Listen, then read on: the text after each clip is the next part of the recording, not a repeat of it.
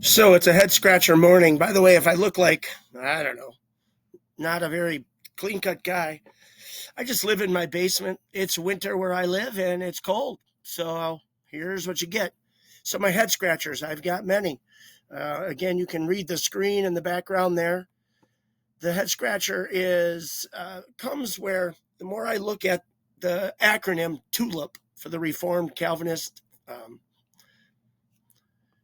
people, the TULIP people, and I follow it to the root, or where the so-called beginnings for the Calvinist and the Reformed are. It just doesn't match up with what I read in Scripture.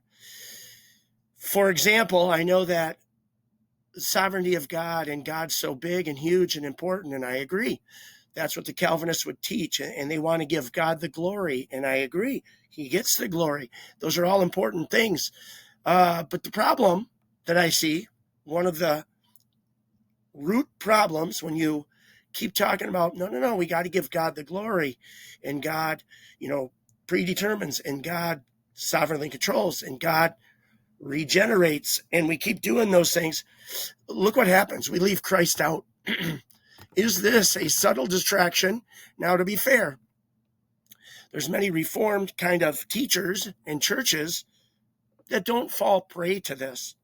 But there are some that absolutely, they want to get this point made that they forget to teach Christ. They forget to teach that he's the only way that we can access God's relationship and God's sovereignty and come to understand God's will and character. It's got to go through Christ. So just be careful, I guess. The head scratcher for this video is at the root of TULIP are problems for certain Calvinist sects or groups. Here's some scripture and some things. Total depravity, is it from Satan? John 8:44. Is it the father of lies sneaking in? Just be careful how much God you talk and forget Jesus. We can see these things right here. The only name that saves, this is scripture to support that we can't forget Jesus, by the way. And we should make God the highest and the best. But it's really important not to forget Jesus. Is Satan behind this little trick? Here's the second one, and I kind of cover this one a lot, but this is a different angle. By the way, in case you don't believe that I'm getting information from the Calvinist, well, this is John Calvin's words right here, okay? And I think I got more of his words right here. All events whatsoever are governed by the secret counsel of God, John Calvin, 1509, which basically declares the absolute control of all things. So the TULIP acronym, under sovereignty, again, I can't escape the fact that it brings us to the author of evil.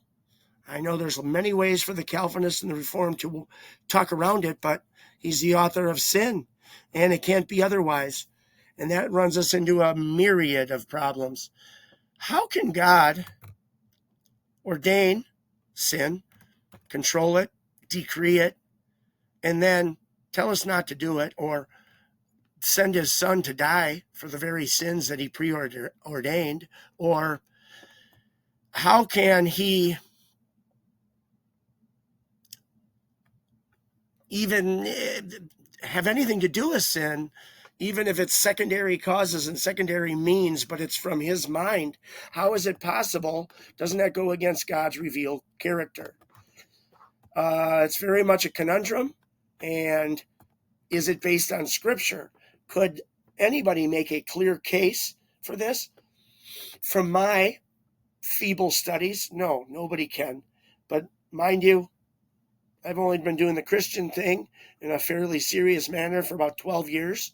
And I know there's theologians that have been doing it for 50, 60 years who still claim they can't explain it. So, but I haven't found it yet. Okay, more head scratchers abound. Thanks for listening. Over and out.